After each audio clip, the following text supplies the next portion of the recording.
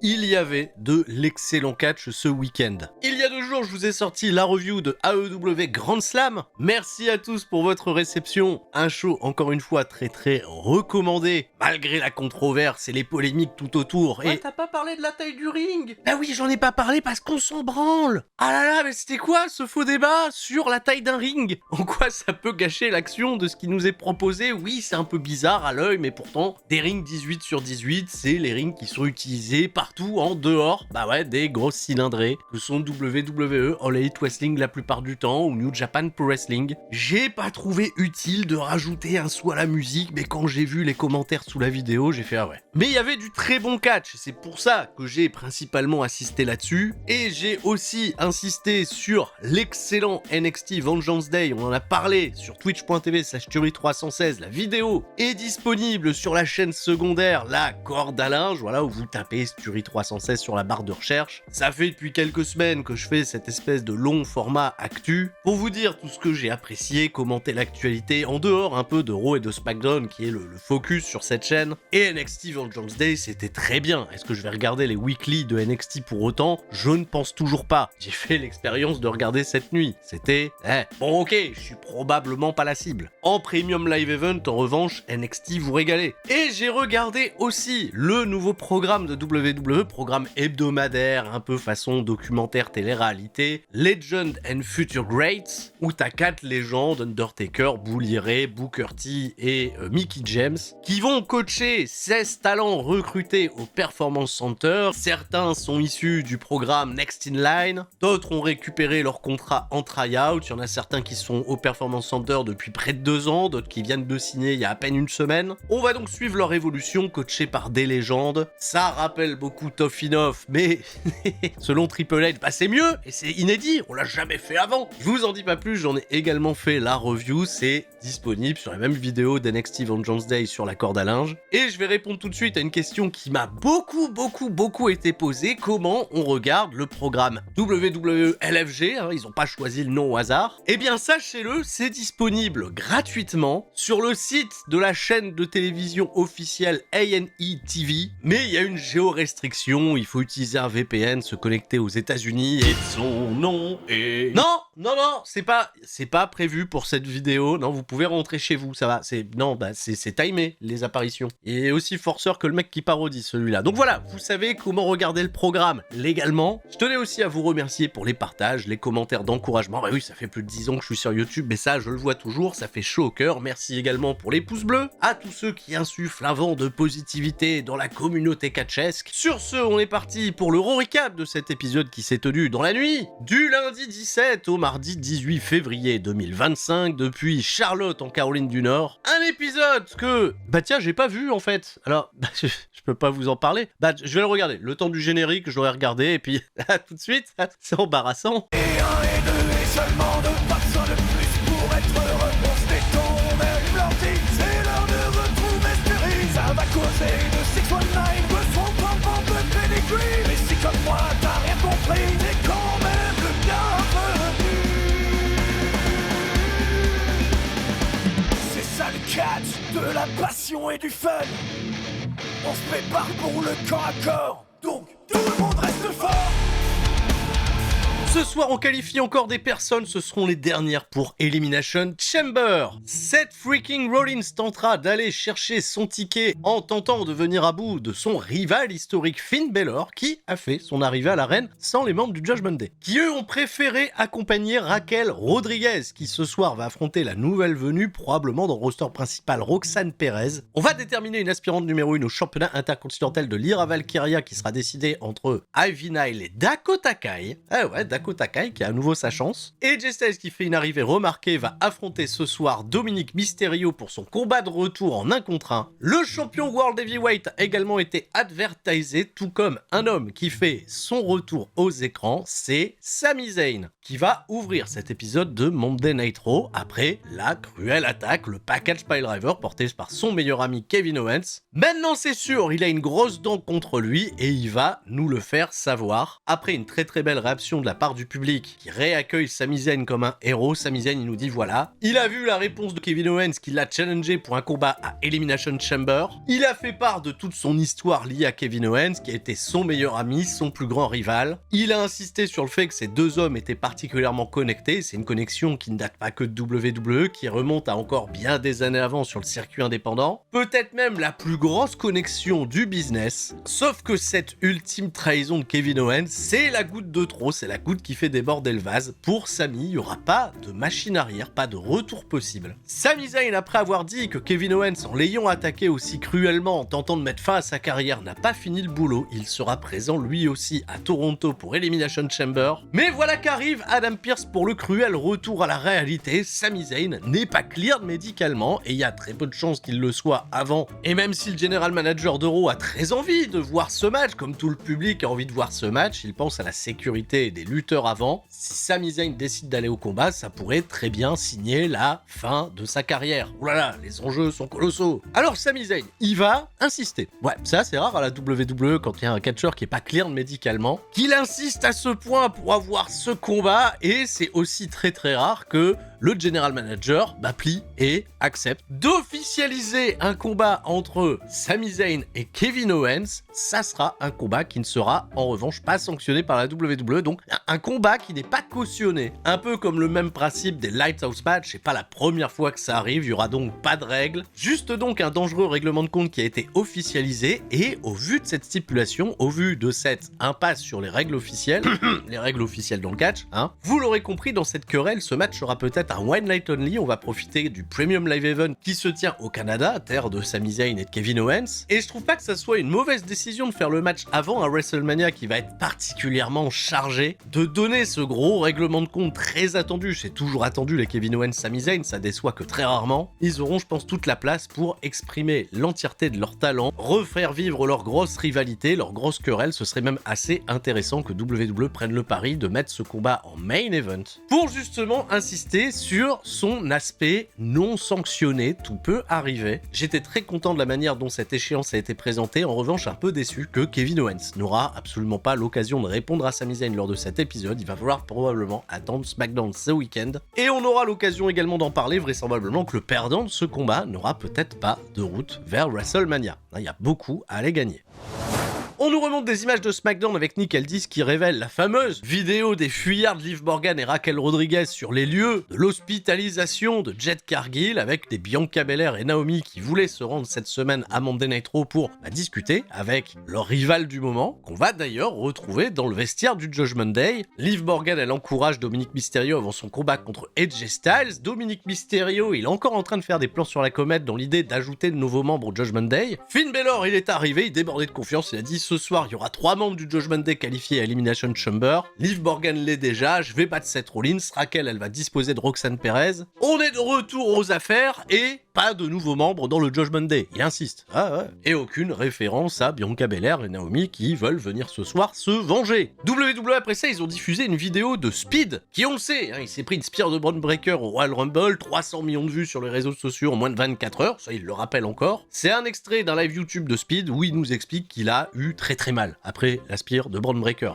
Il va encore apparemment. Assez curieux de toujours donner du feu à cette histoire, probablement qu'on prépare également le terrain pour un retour potentiel d'Aisho Speed à la WWE dans la route de WrestleMania. Je trouverais pas ça si déconnant. Pendant la coupure publicitaire aux États-Unis, Vic Joseph fait les interviews. Il interviewe quelqu'un qui a eu une immense semaine à la WWE, qui a traversé plusieurs fois le pays en long et en large, des allers-retours entre NXT Vengeance Day, le All-Star Game Weekend. C'est Bayley qui ne chôme pas et qui est déjà présente ce soir à Monday Night Raw. Elle n'a pas de combat annoncé, Bayley, mais elle fait sa promo avant son combat d'Elimination Chamber. Elle a déjà accompli beaucoup de choses, mais elle explique qu'elle a encore plein de trucs à accomplir à la WWE. Une manière de patienter avant l'arrivée au ring de ceux qui vont participer au premier combat de la soirée. Dominic Mysterio, accompagné de Carlito, fait face à AJ Styles. Un AJ Styles qui est d'ailleurs au cœur des préoccupations actuelles au vu de son contrat qui viendrait à expirer dans quelques mois. AJ Styles avait déjà notifié que son précédent deal à la WWE était potentiellement le dernier, marié, il aimerait prendre soin de sa famille, prendre peut-être un peu de temps off. Sans alimenter les spéculations, on va tout simplement patienter pour voir comment ça se passe pour lui, à commencer par ce combat. Clairement, le vétéran qui a pris totalement le combat à sa charge, un Dominic Mysterio qui pourra juste se servir de quelques petites gruges assez bien organisées pour reprendre l'ascendant, mais malgré les interventions de Carlito, AJ Styles était bien l'homme le plus fort ce soir, il va remporter la victoire après un Styles Clash. Je suis content qu'on ait utilisé le move emblématique de AJ Styles pour conclure les opérations, et AJ Styles, on avait vu la semaine dernière qu'il avait eu ce petit jeu de regard avec le champion intercontinental Bron Breakker qui a décidé de venir lui passer un message. AJ Styles était sur ses gardes et c'est pauvre Dominic Mysterio qui s'est mangé la spire du champion. AJ Styles l'a dégagé ensuite d'un magnifique pelé kick. Gros stare down entre les deux, Bron Breakker foudrage va lancer son t-shirt à AJ Styles qui va le réceptionner d'une seule main. Alors là le plan était méga stylac, je sais même pas s'ils ont fait exprès à ce stade là, c'est magnifique. On est aux prémices de quelque chose de plutôt cool et ça me fait bien plaisir.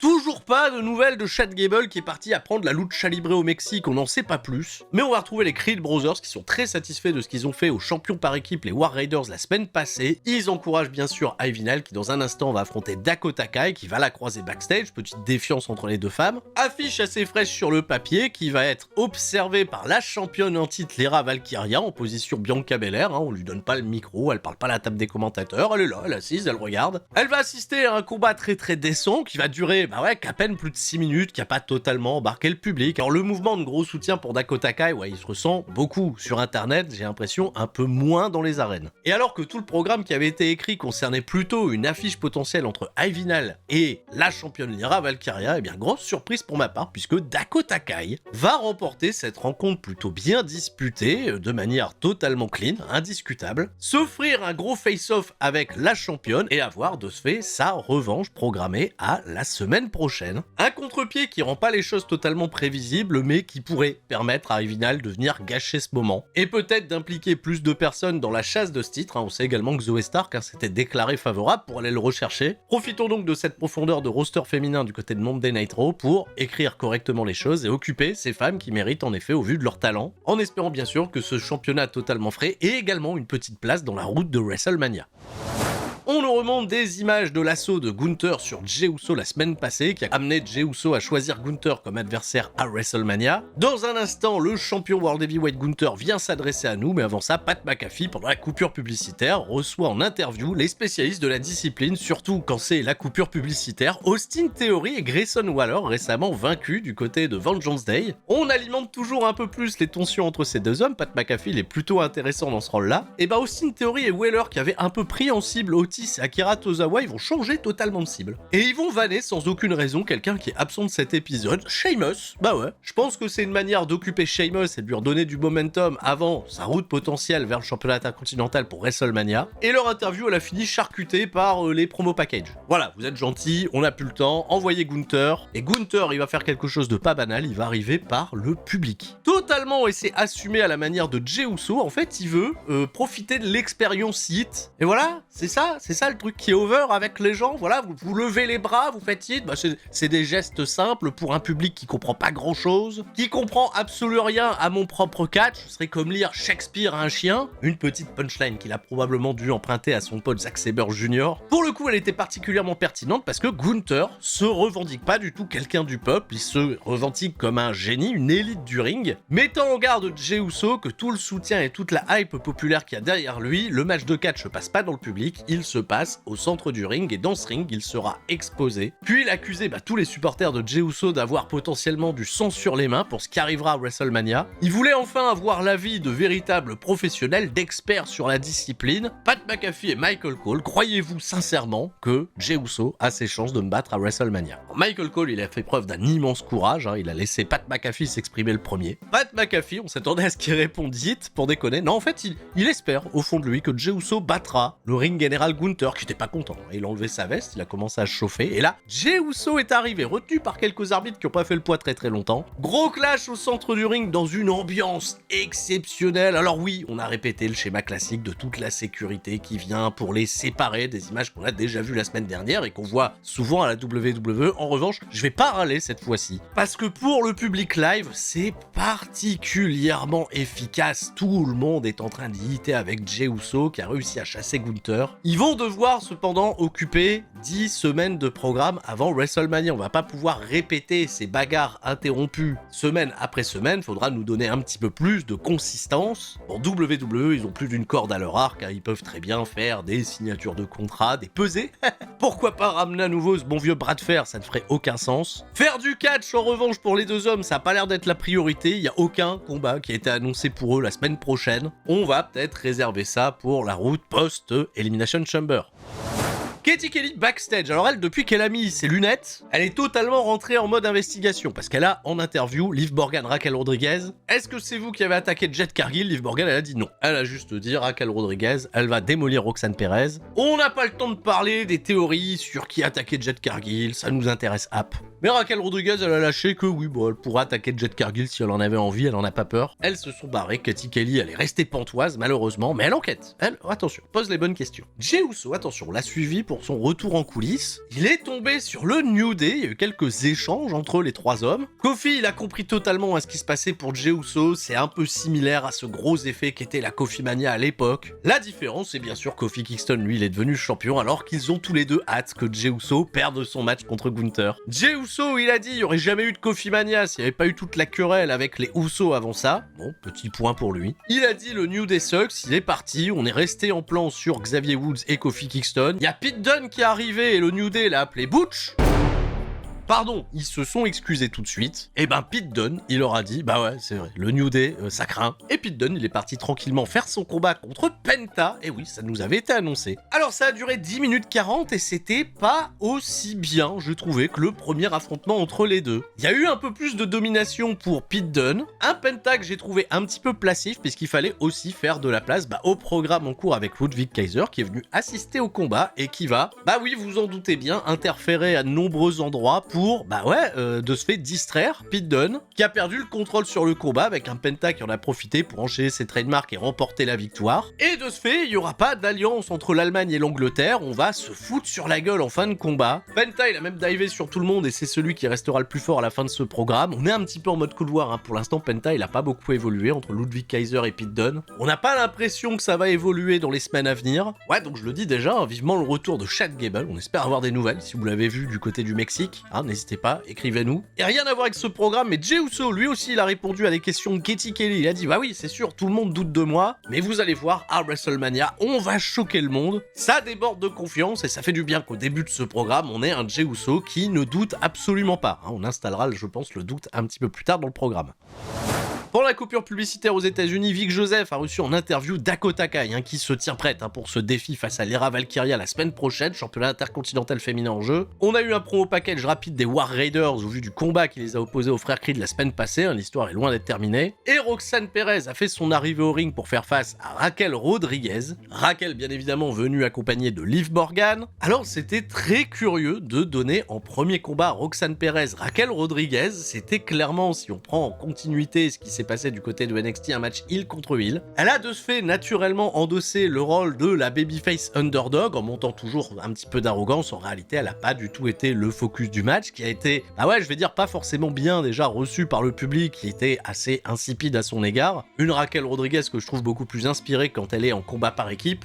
Finalement, ce combat, ça sera le prétexte pour faire débarquer Bianca Belair et Naomi qui ont foutu un bazar pas possible à l'extérieur du ring et qui, de ce fait, ont coûté la victoire à Raquel Rodriguez. Roxanne s'est donc qualifiée sur un roll-up. Elle n'a même pas de moment pour célébrer parce que le focus, il est vraiment sur Bianca Belair et Naomi qui sont venues, habillées en cheerleader d'ailleurs, j'ai rien compris, mais bon, bref, elles sont venues pour se venger. Elles ont dit plus tard au micro de Katie Kelly qu'elles voulaient que la vérité éclate sur la culpabilité de Liv Morgan et de Raquel Rodriguez dans l'affaire Jade Cargill. Et finalement, depuis l'épisode de SmackDown, on n'a pas beaucoup fait avancer le schmilblick et une Jade Cargill qui est pour le moment toujours absente. La défense des championnats par équipe féminin a été programmée de ce fait pour la semaine prochaine. Peut-être le point de chute pour Jade Cargill, qui est de ce fait le point central de cette feud. Un peu curieux certes, mais pas totalement emballé. Après que Seth Rollins il ait hypé son combat ce soir contre Finn Balor, Karrion Kross est venu au micro de Katie Kelly. Il est venu encore prendre pour cible Sami Zayn, qu'il avait parodié la veille sur les réseaux sociaux. C'était une imitation particulièrement drôle. Et en faisant tout ça, Karrion Kross, il veut exposer Sami Zayn. Exposer son incohérence sur ses propos. Voilà, tu viens aider plein de personnes, Jey Uso, Cody Rhodes, mais au final, qui est venu t'aider face à Kevin Owens? Personne.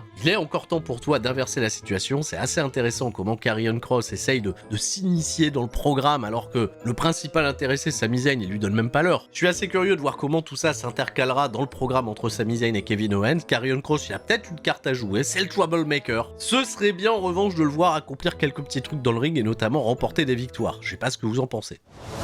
Dans la pub aux États-Unis, Ludwig Kaiser, il a balancé tout son seum avec Joseph, ça m'a pas intéressé. Il y a le New Day qui est arrivé au ring sous de grosses suées. Clairement pas en tenue pour catcher, ils viennent tout simplement nous parler de la grosse attaque qu'ils ont fait subir à Rey Mysterio la semaine passée. Rey Mysterio, vous en doutez bien, il est absent cette semaine. Et Kofi Kingston, il a parlé de sa grosse ancienneté à la WWE. Je suis là depuis 19 ans. Plus longtemps que Rey Mysterio. Il est pas là depuis 2002, Rey Mysterio? Oui, mais Kofi Kingston, lui, il est jamais parti de la compagnie, donc ça devrait être lui, le leader backstage. Et en tant que nouveau leader backstage, vous vous rendez compte, il a quand même accordé des jours de congé à Rey Mysterio, on devrait le remercier pour ça. Et bah justement, il y a des gens qui se sont rendus compte qu'ils étaient 3, de ce fait ils étaient en surnombre par rapport au New Day, bah ils viennent peut-être les remercier, pas du tout, ils viennent se venger d'avoir attaqué Rey Mysterio, bah oui, la LWO, emmenée par un Dragon Lee qui a un temps de parole au micro. Et Cruz del Toro, Joaquin Wilde, ils vont le suivre, et enfin ils vont s'impliquer physiquement, et pas juste venir dire à Rey Mysterio, ah ça va, j'espère que t'as pas trop mal. Ça y est, enfin, on a conscience qu'on est plus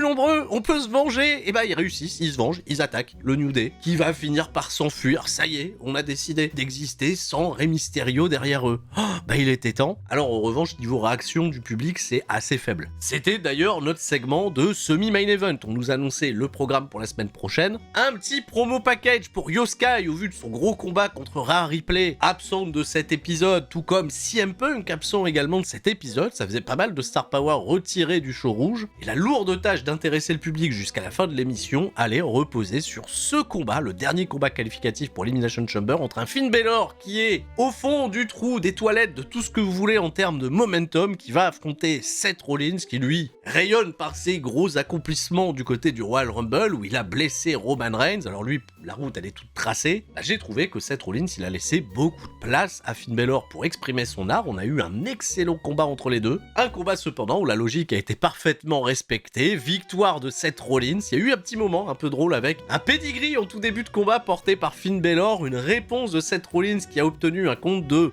3,1. Est-ce que l'arbitre il a pas compté 3, compté 3? Balor a un petit peu dégagé son épaule en retard. Je pense cependant qu'on a respecté le finish initial parce qu'il s'est déroulé avec beaucoup de fluidité. Ça sera un stomp de Seth Rollins pour la victoire finale. Et pas de shenanigans en fin d'épisode, ça sera un Seth Rollins qui va tout simplement célébrer sa participation à Elimination Chamber. Un Finn Balor qui perd encore une fois beaucoup de sa crédibilité, en espérant que ça lui donne un solide bagage pour écrire quelque chose de cohérent dans les semaines à venir, peut-être un nouveau membre dans le Judgment Day, il va peut-être céder. Ça referme donc un épisode de Monday Night Raw qui avait ses points forts et aussi ses points faibles. Peut-être pas l'édition du programme qui a été la plus excitante depuis que WWE est sur Netflix. Il en faudra, je pense, des épisodes comme ça, il n'y a pas de quoi non plus s'offusquer, râler comme je le faisais en 2020-2021. Merci à tous d'avoir suivi cette vidéo, désolé encore une fois pour sa sortie tardive. On se retrouve en toute fin de semaine, voire peut-être lundi pour le SmackDown Recap, étant donné que je serai occupé avec la compagnie de catch KO qui lance son premier show à Nogent-sur-Marne. Bravo à tous les participants parce que désormais, bah oui, c'est sold out, hein, ça sera probablement rediffusé sur internet gratuitement par la suite, en tout cas je le souhaite. Tout le monde reste fort, c'était Sturi, ciao, bye bye.